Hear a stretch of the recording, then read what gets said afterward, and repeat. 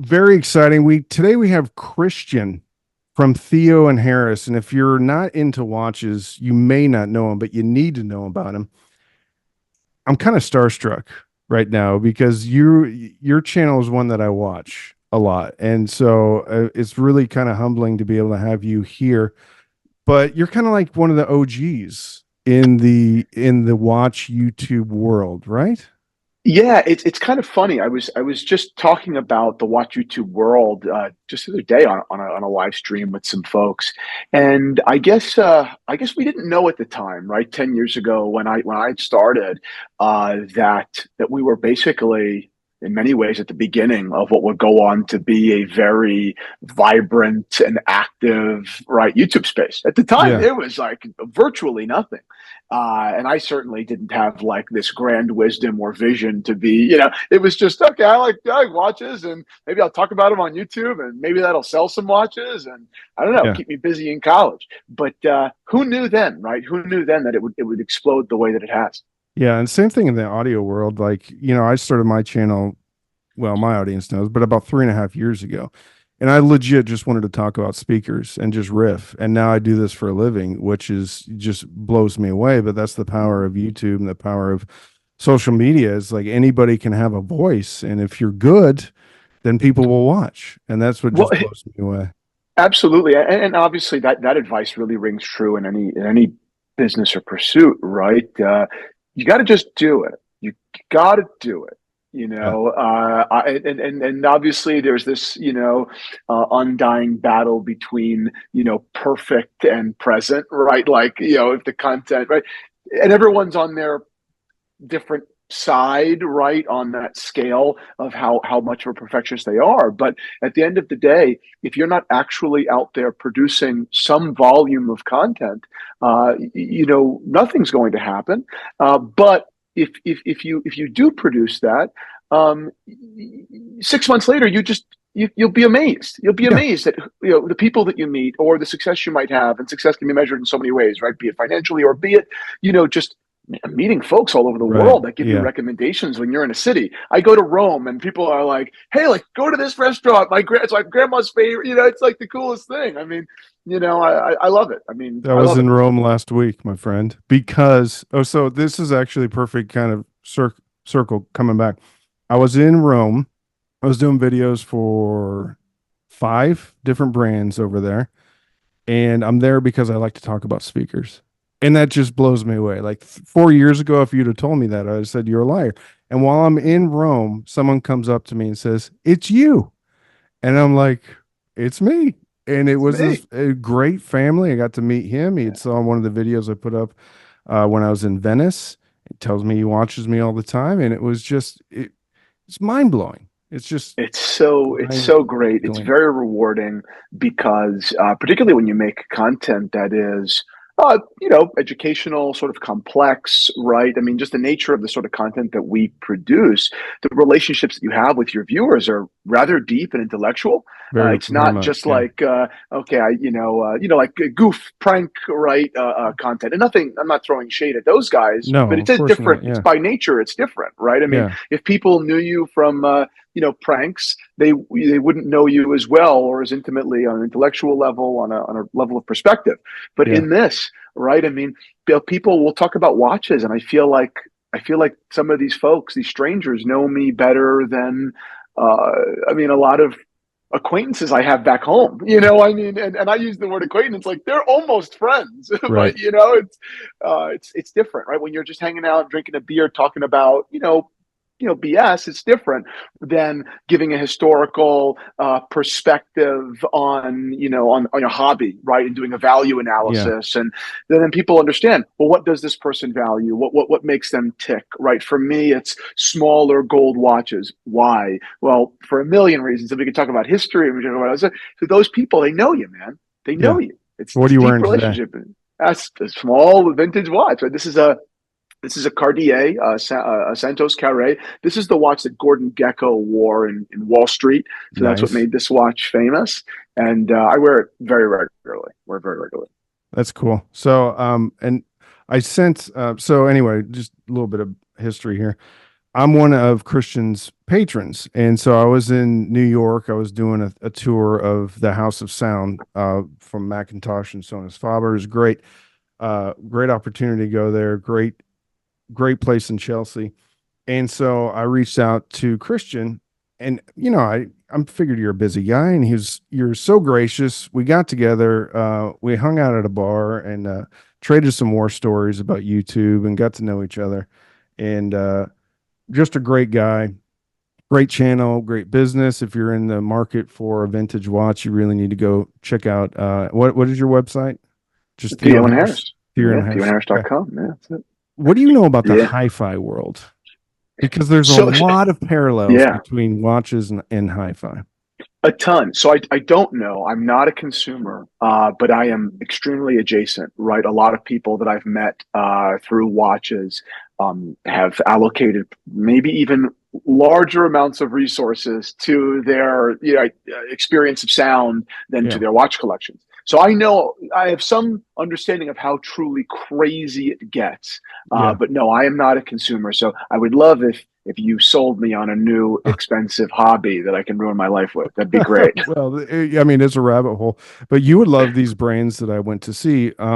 Family-run company. So there's a place right outside of Treviso, actually in Treviso, and it's a company called Opera Loudspeakers in Unison Research, and it was started by the family's father who passed away during COVID. It was a terrible, terrible tragedy, and anyway, they picked up the ball, but they have very artisanal like tube amplifiers, and they're handmade in Italy, and it's such a cool story, and it was an honor to be able to tell that story because it's about family. It's not some mass produced thing, right? It's something that they take care in producing, and I think anybody, even if they're not into hi-fi, would be able to appreciate that story and just the pride that they put into their product. It's really cool.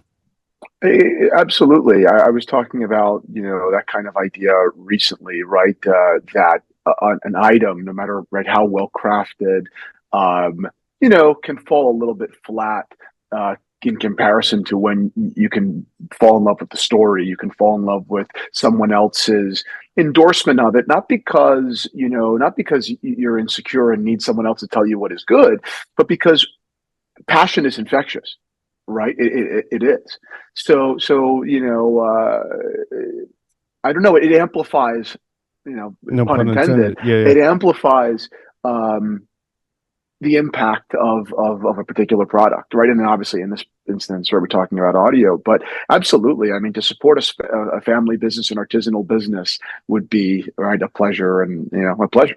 Yeah, and we get to choose where we spend our money. And all things being created equally, it's the story, it's the people behind the brand that, gets me to spend my money. Um, Mhm. so tiramisu came from Treviso. Bro, I had tiramisu probably 15 different times at 15 different places. That's awesome. It was banana. What part of Italy is your family from? So my family's from about an hour and change, I mean, an hour and 15 minutes south of Rome, Oh, on the okay. water in a town called Terracina. If you've ever been to Terracina, and the odds are you haven't because no one has, you will find out very quickly because someone on the street will tell you that it is older than Rome. Everybody, it's like you can't walk into Terracina without someone telling you that. Oh, did you know it's older than Rome? It's like hysterical. But a great little town. Spent a lot of time there as a kid. Still go back regularly, probably once a year at least. I'm probably in Italy 2 or 3 times a year, and I love seeing my family there, and it's a very special thing, right? But we're family oriented people, right? I'm not a Right. father. I hope to be at some point, but I know that you and I spoke about that, right? We're very family oriented Yeah. people, and love the idea of family crafts and supporting family businesses. It's the same thing with anything, right? I mean, my favorite foods are foods that were cooked with love that often weren't, right, hot cuisine, right? I mean, Mm. sometimes that stuff can be a little bit off-putting or a little bit, I don't know, a little too soulless for me. But grandma's, right, bean dish, right? Which is maybe unimpressive in so many ways, is just feels like home, tastes like home, Yeah. and that's so much of what I love about fine goods.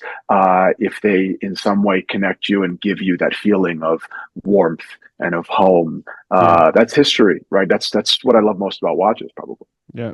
Speaking of watches, so you are undoubtedly an expert.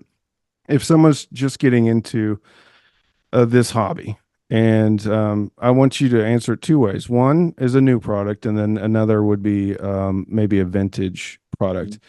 What would be something, and less than $1,000, Mhm. maybe less than 50. It's hard to do less than 1,000, maybe $1,500. What type of watch would you suggest for someone to take a look at? Well, I'll first tell anyone that's listening to that, asking that question, you don't realize how lucky you are to be in this stage in the watch world. Go back to when we got into it 10 years ago. There weren't options under 1,500 bucks to the level that there are today. I got into the watch business when basically Daniel Wellington was about to be sold to Movado, right? Things that were $150 being manufactured for 25 cents abroad and being marketed as these fashion products. They sold for a couple $100 million, right? So we entered in one of the worst eras, right, of like approachable watchmaking, if you want to call it that. And now, fast forward 10 years, there are innumerable small businesses with their own perspectives, right? What do I mean? So there are some, watch manufacturers like Autodromo is a good example that take not just inspiration, but like really they're building intellectual bridges between, their appreciation of 1980s automotive design, particularly Italian automotive design, and bringing them into the watch world. And those, bridges are so not easy to build, of course, in building a watch company, but they're so logical, right? I mean, typography is a huge part of watchmaking, right? What does our font look like, right? What does it mean? Because doesn't our font stand for something? I mean, don't our newspapers look a certain way for a reason because they're trying to establish authority and trust, right? I mean, what does our font say about it? FP Journe is a great example. I was writing a piece about that brand today, and really small manufacturer of watches. They produce about 1,500 watches a year, which is really small, right? Keeping in mind Rolex produces 1.2 million watches a year, something around there. And their typography is so fascinating. Not only are the rest of their watches very complex, but their typography is this kind of playful. Without seeing the rest of the watch, you know that it's a playful brand, an expensive brand, but a playful brand. Autodromo does something very similar, right? They use that opportunity to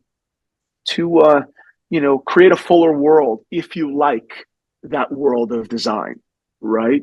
Nomos is a great example. German watch manufacturer, independent brand, which means that they're not owned by a conglomerate. They're self-governed and owned. They make some amazing watches around $1,000. They also go up to 5 and 8,000, Sure. but they start around 1,000. And they're not only are they well made, and what I mean by that is you will be able to pass them down to your children, and then your children will be able to do the same to theirs. But you know they're beautiful, right? Not all things that are well made are beautiful, right? That's those two Yeah. things aren't necessarily always in concert, but they are, in that example. But there are so many different, micro brands out there. I really recommend all the time taking a look. And we have no corporate affiliation with this company. I don't even talk to the owners very often.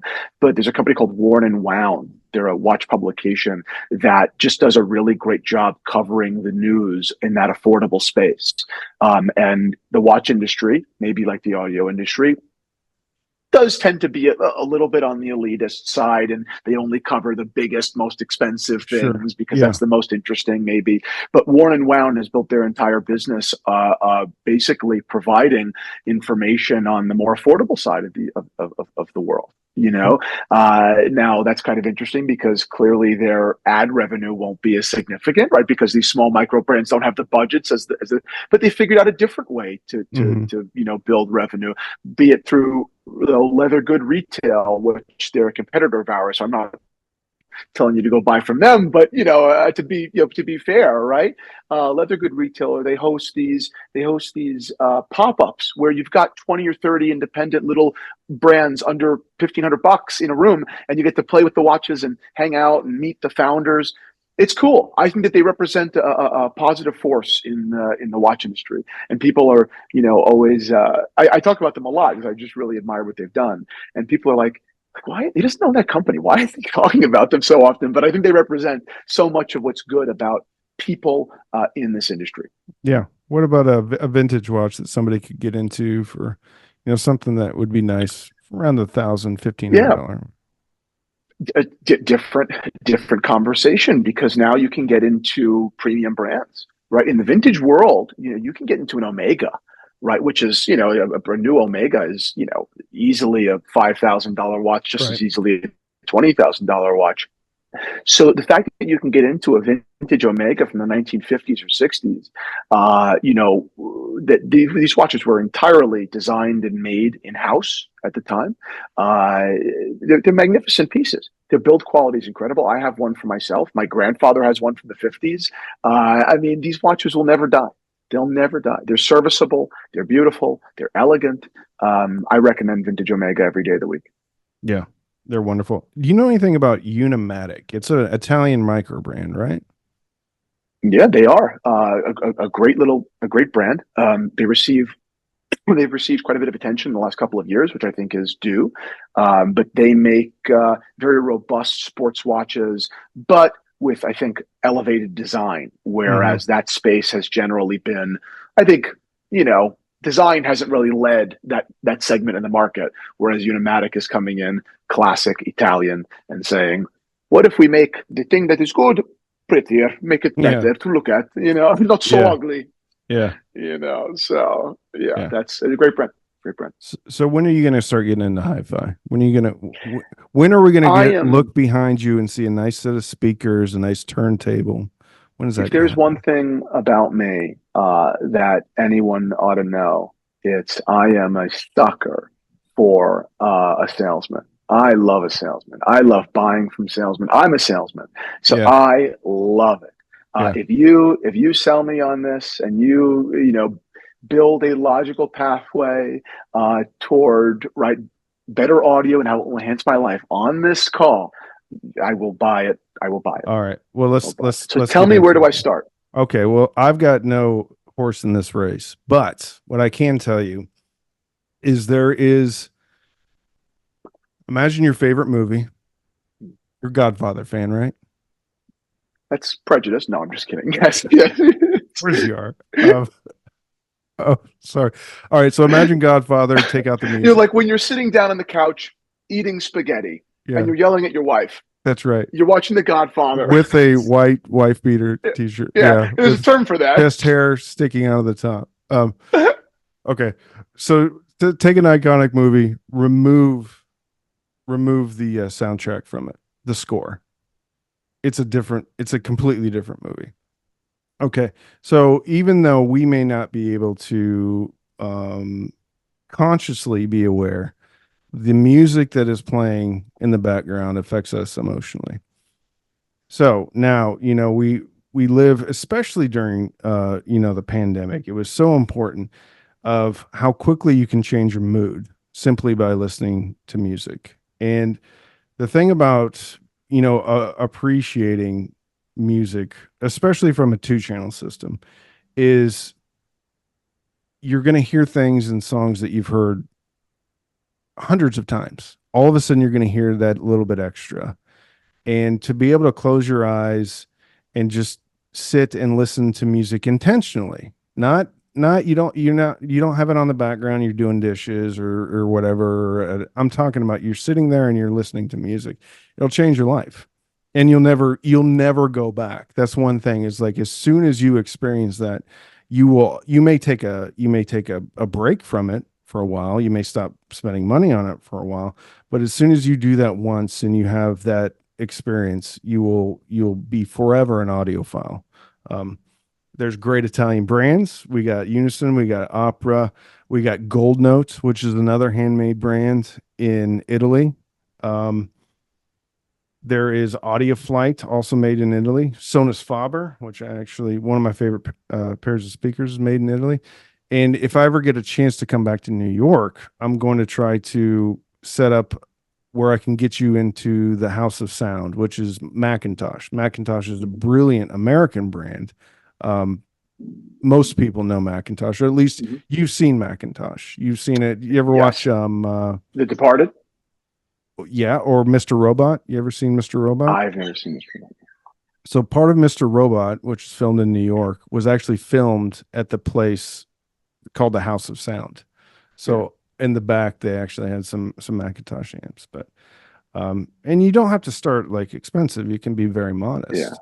I remember being a kid watching The Departed with my dad, A and kid watching The Departed. I I remember when The know. Departed came out. I remember being a kid watching The Departed with my dad, and Matt Damon's character goes, actually his wife, I suppose, or whatever, goes and plays something in their big Macintosh system, and my dad goes, uh, "Oh, he's on the take," you know. It's like, that's a really nice system, Yeah, That's a Macintosh, yeah, Good. yeah. But So so what is the commitment? Obviously, you can like watches, right? I yeah, mean, of course, right? But what is a good level of commitment?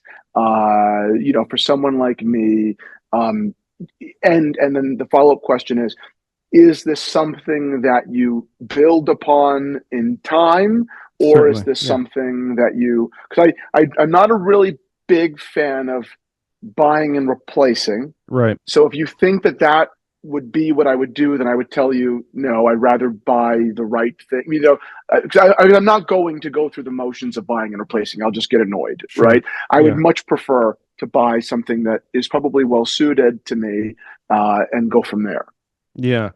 I think most anything once you remove like the heavy duty like technology from it, it's things that you can have for 30 years, 40 Yeah, years, really. that's great. So anything that's, a traditional integrated amplifier that doesn't have a DAC, and a DAC is a digital to analog converter. So anything you'll be listening to through streaming music, so Spotify, Tidal, Qobuz, Apple Music, all that's going to go through a DAC. Um, but you can definitely, build upon in the, I would probably steer you towards Unison Research or Gold Note. Gold Note's a little bit more technologically more forward, and they're out of the Tuscany area, but you can Mm. get a very good integrated amplifier with a DAC in it, for around 1,500 to $2,000. And then if you want, How savvy do I need to be into, like, meaning just technologically, right? I mean, do you need to be a big tech guy? Does that go no, hand in hand? not Okay. at all. And I think things have gotten a lot easier as far as streaming, and you can add kind of as you want. If you want a streamer, you can add a streamer, and for not a lot of money at all, for a couple $100. Cambridge Audio. I'm sure you've heard of Cambridge Audio. They're Mhm. out of the UK. They make great streamers, but I think I envision you with some brown liquor in one hand, and then you're dropping the needle on a piece of vinyl, and then you're sitting Oh yeah. back on your couch. Oh That's what yeah. I envision you. So, there's another great brand out of the UK called Michelle Turntables. There's a famous picture of Steve Jobs, and he's sitting in what appears to be kind of like a giant office. It's wood floors, giant bookcases, and there's no furniture. He's on the floor, and behind him he's listening to music, and there's papers everywhere, and behind him is a Michelle turntable. Now that's a very expensive turntable. I think that comes in around $5,000 or $6,000, but they have one is called the Techno Deck. You can see it. Anyway, it's right. This is Hmm. kind of the entry level into Michelle turntables. But again, these all these brands that I'm talking about fundamentally are family brands. So Michelle Hmm. turntables is three generations now that have been So making so turntables. they're not. It's not as conglomerate driven as the watch industry. Am I It correct can on? be. No, Okay. it definitely can be. But the stories that resonate with me are the ones that are family run companies. And Got it. there's a bit of what I wouldn't call it a correction, but there is a bit of a renaissance when it comes to family run small companies that are very passionate about making audio products. They're not just private equity that owns, 10 different brands. So Mm-hmm. there's a bit of both, and I think it's similar to the watch industry. Yeah, obviously that, I mean, that's a huge thing for me, right? I would love to, like, support small business, right? Relatively speaking, Yeah. absolutely. I mean, and if these are things that last, right? I mean, okay, so help me understand. So again, need is a strong word, but what would one need, right? So you've got this, you've got.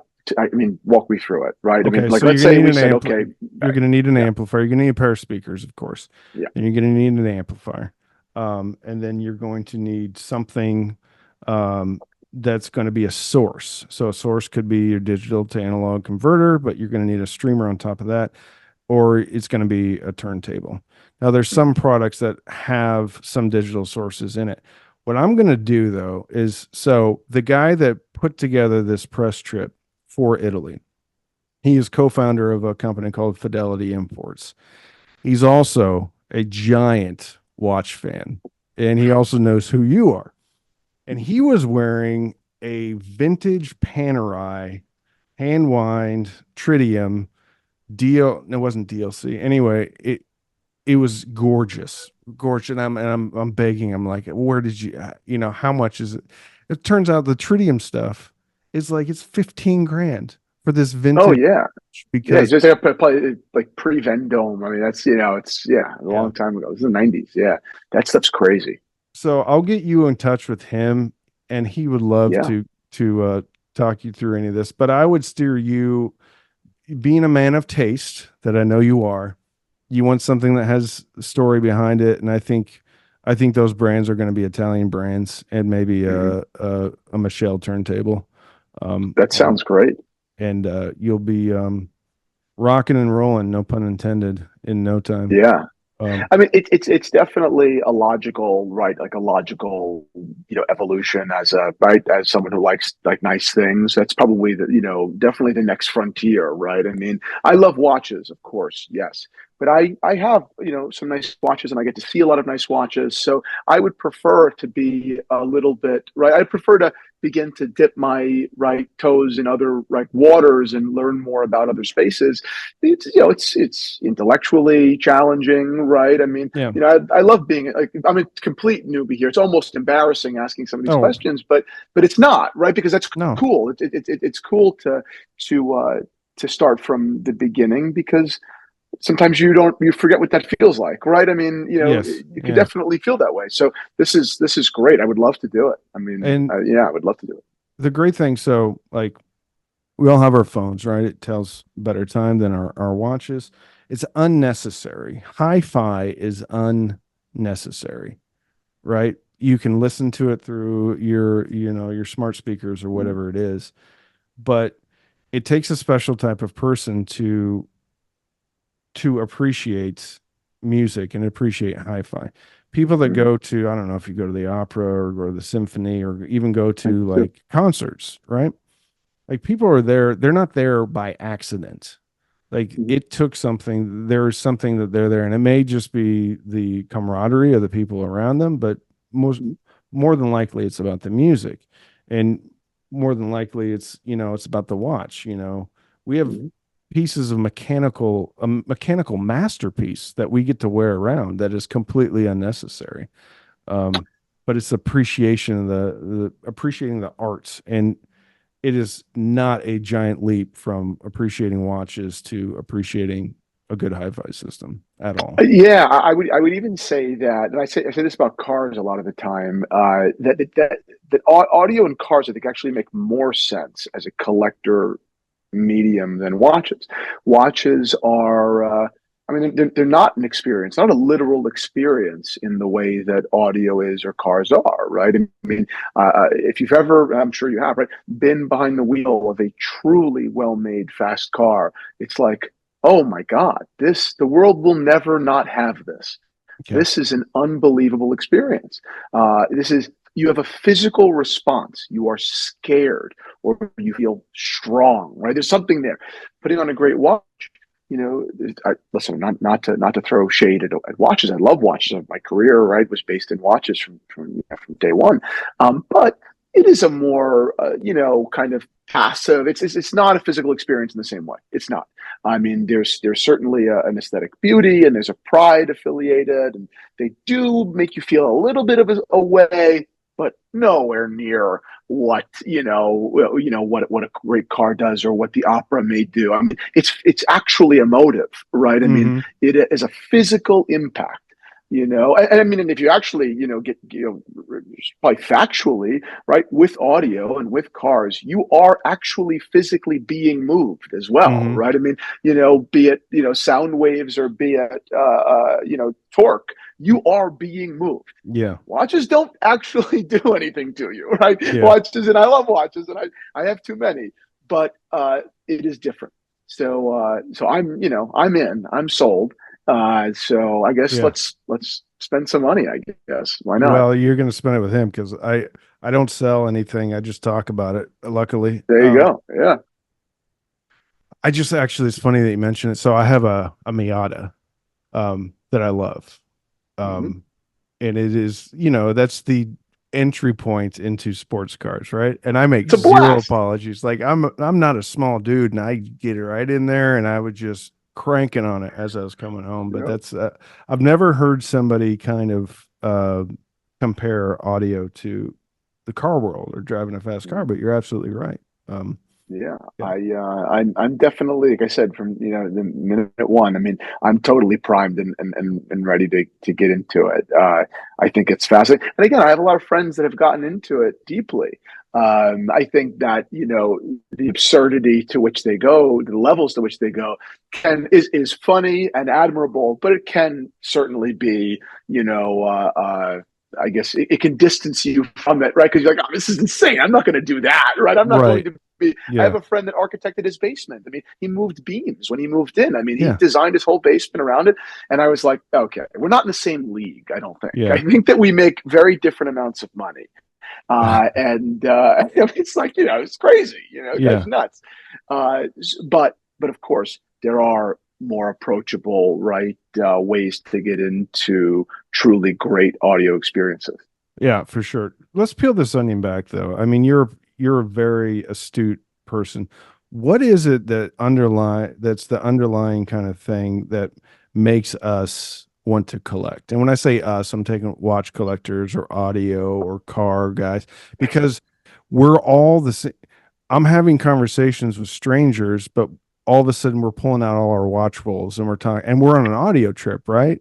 And then he's talking about his car collection and this, that, and the other. And I don't have a car collection, but I do enjoy my Miata and um, probably going to be Yeah. another sports car some, 10, 20 years down the road. But what is it about us? What's wrong I with don't us, know. Christian?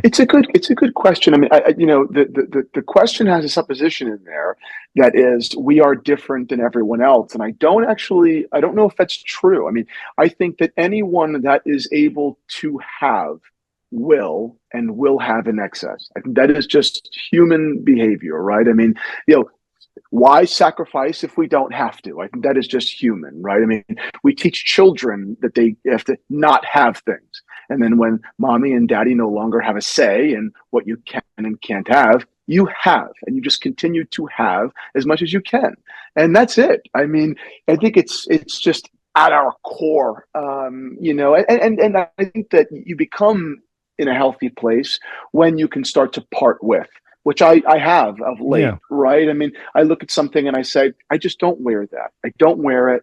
What am I doing with it? It would be the same thing as an amp that was going unused, right? Collecting dust, right? I mean, a lot of watch collectors will then say, I don't wear it, but this is for my daughter, or Hmm. this will be the watch I hand down to my nephew, my godson. Okay, fine, there's justification, but there are watches I look at and say, "What am I doing with this? This is just silly. I don't need to have this." Right? I can, but that's the masculinity thing of it, right? That's the battle of is parting with this inherently an admission, or in any way like an admission that I can't. No, I don't want that. I want to be able. I want everyone to know that I can. It's just men being little boys is really what it is. Right? Oh, I mean, absolutely. and Yeah. to varying degrees of intelligence, because all of these hobbies are they're difficult. They're hard to understand. I mean, you know, I could probably have a conversation with you in 3 years after getting into audio and still be virtually illiterate in the space, right? I mean, you know, it's probably Well, I am. true. These are Listen, I'm complex. illiterate in the space and I've made a career out of it. So there's nothing wrong. You know, it's so yeah, that's what I think, and I think it's a great thing, and it can be very healthy, right? Even though I've kind of maybe painted a slightly pessimistic picture, I don't actually look at it as bad per se. You can tell when people are in it for weird reasons, and I would use the term wrong reason, which would be a moral judgment, right? But I could be at a watch event and I'm like, that guy sucks. Like, yeah, that guy sucks. He just I don't need to I don't collect in the way that he collects. That guy Yeah. is not my taste. And that's fine. And I'm probably not his taste either, right? And that's all fine. We can move on. Yeah. Well, cool. You know. What else, Christian? What else should we talk about? Are we good? Are you enjoying that Sprite? Ah, yeah. So, and I'm gonna get some flack from this.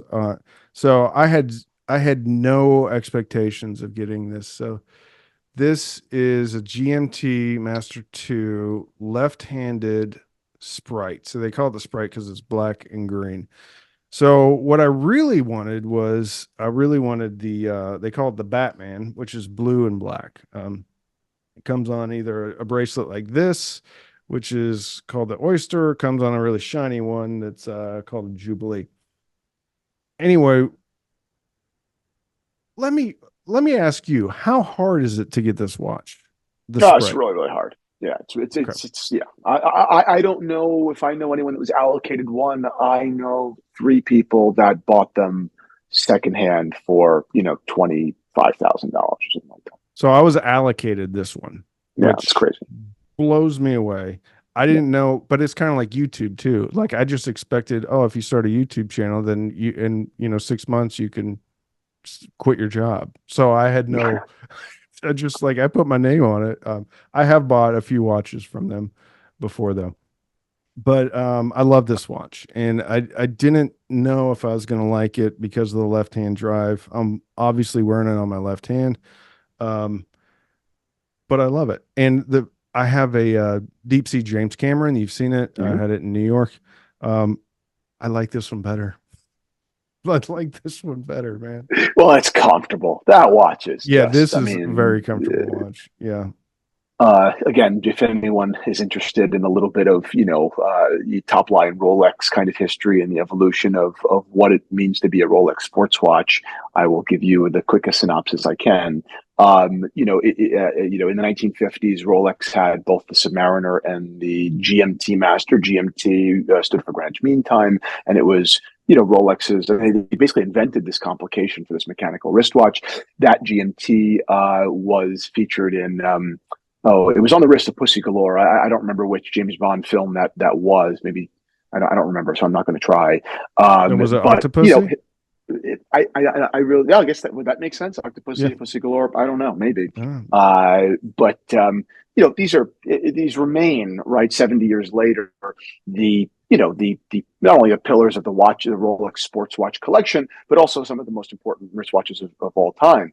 The GMT, apart from its added function of dual or actually three time zones, was always marketed to be more of a professional's watch, more of a white collar man's watch, because it was a pilot's watch. Pilots, right, were white collar jobs. They had suits on, right, whereas the Submariner was a dive watch. The watches aesthetically weren't all that different. Same case, same bracelet, but slight differences. Polished center links on the GMT is a good mhm. example. Polished center links made this watch a little bit more elegant.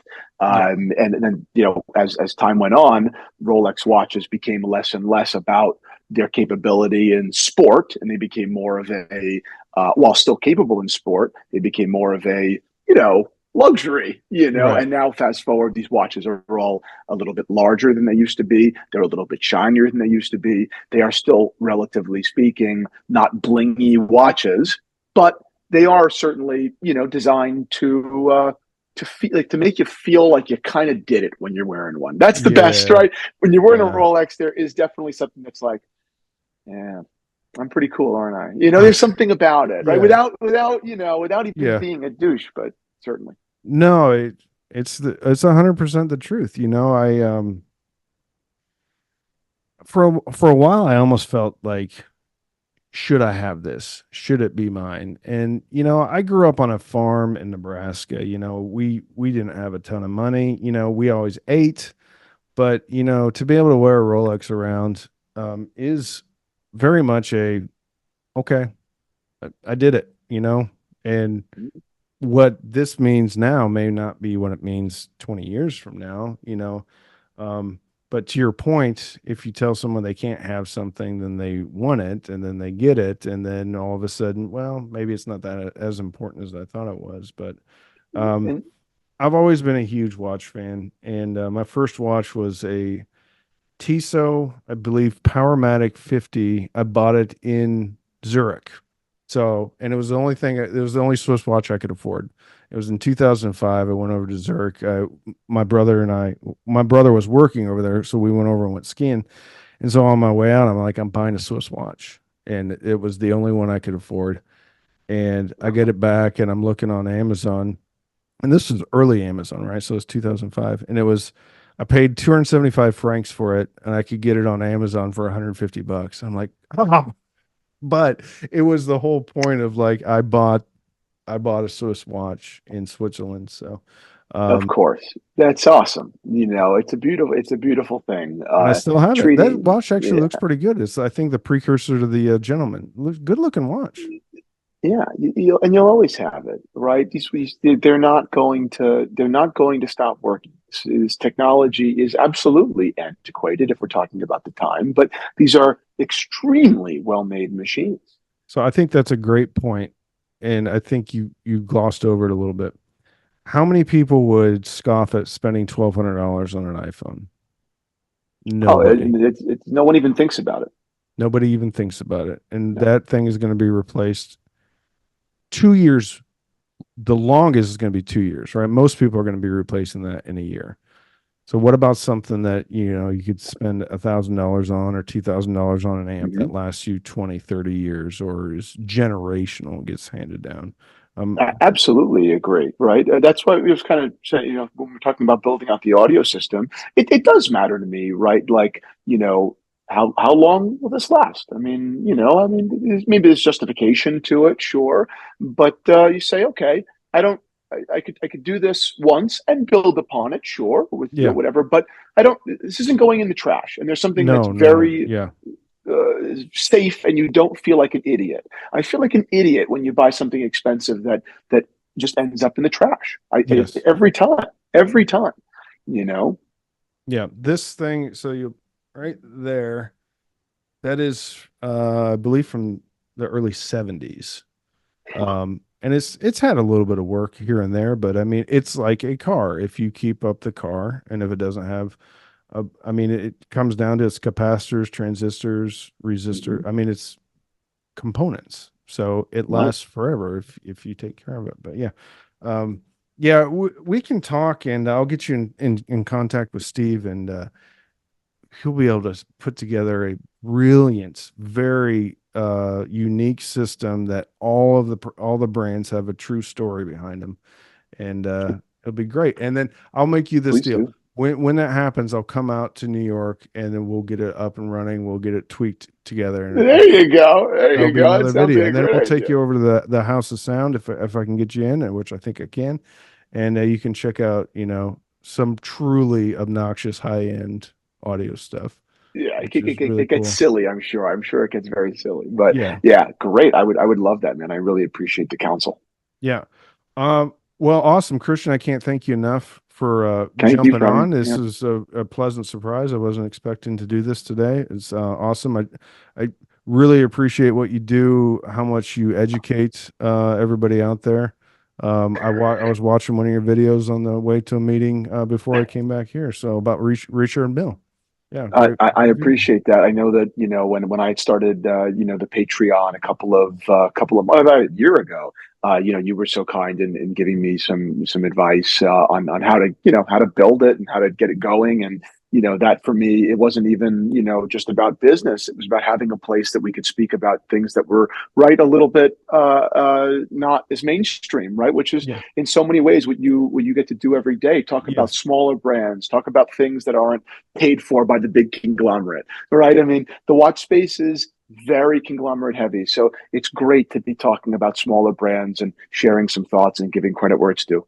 Awesome. Well, I appreciate it. If you guys aren't subscribed, or if you're even a little bit curious about watches, or if you're not, Christian puts on a great show. He's got great guests. He tells great stories. He's done great, kind of almost documentaries about brands, which have been they're just done to the highest degree. As Theo and Harris on YouTube and probably Instagram and everywhere else, right?